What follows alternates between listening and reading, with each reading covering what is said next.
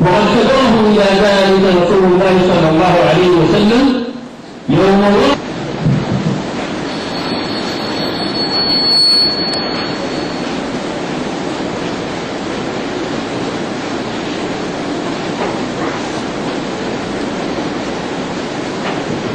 الحمد لله رب العالمين، والصلاة والسلام على أشرف الأنبياء والمرسلين سيدنا محمد وعلى آله وصحبه أجمعين.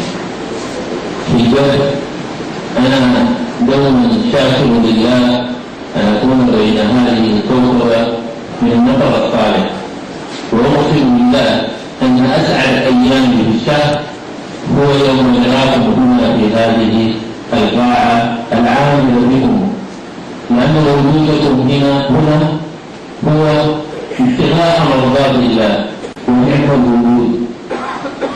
حقيقة مصدر فخر الآخر أني في هذه المنصة بين إخوة عمالة، أخي إدريس وأخي الطيب وأخي هيثم، وأنا بينهم رجل كبير وهم في مجال الدعوة أساطين كبار، وهم في مجال الحديث والفقه والشريعة والعلم الشرعي أبرز مني كثيرا، وهذا مدعاة لفخر أن أكون بينهم.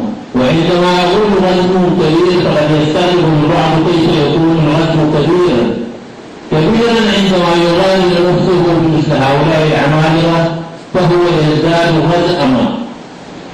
وأنا سعيد بوجودي بينهم، والحمد لله أن أخي الطيب عندما قدمني طلب مني أن أبين بعض انطباعاتي عن فقيدنا الكبير الذي لا نزكيه على الله، ونسأل الله أن يتغفره في عيال الجنان.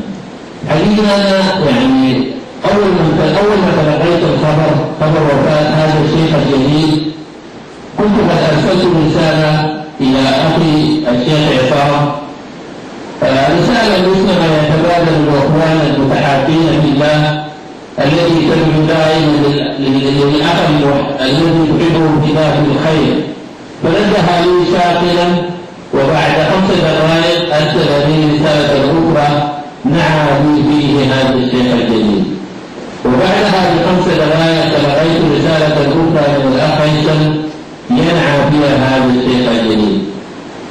كان الصدمة لأني فعلا قد استمعت إلى هذا الشيء في محاضرات قليلة وتركت في نفسي انطباعا طيبا، لكن والحمد لله منذ أن تلقيت ذلك الخبر لا يمر يوم إلا وأستمع لمحاضرة من محاضراته، واكتشفت أن هذا الشيء لا يكرر نفسه إطلاقا، كأنه بحر غزير يغرف منه كل يوم غرفة.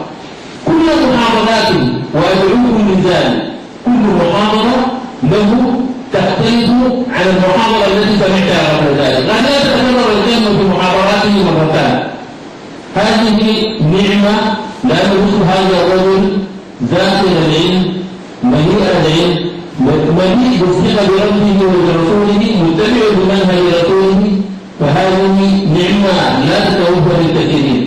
استمعت إلى محاضرة له لخصت جزءا منها، هذه لقاء نجد شوية بلاء، هي كانت محاضرة كفى بالموت واعظا. أنا عندما استمعت إلى هذه المحاضرة تخيلت أن هذا الشيخ الجليل يقدم نفسه للموت، كأنه يلهو عند حافة الرب ويقول للناس كفى بالموت واعظا، رفع على حافة الرب وبكى حتى ابتلت لحيته وقال ألا لمثل هذا اليوم فأعدوا. من منا أعد لمثل هذا اليوم؟ من منا؟ كم رجل دفنا وجئنا وكنا نرتعد وترتعد أطرافنا فنعد جانب الغرب ونعود إلى منازلنا وتعود إلى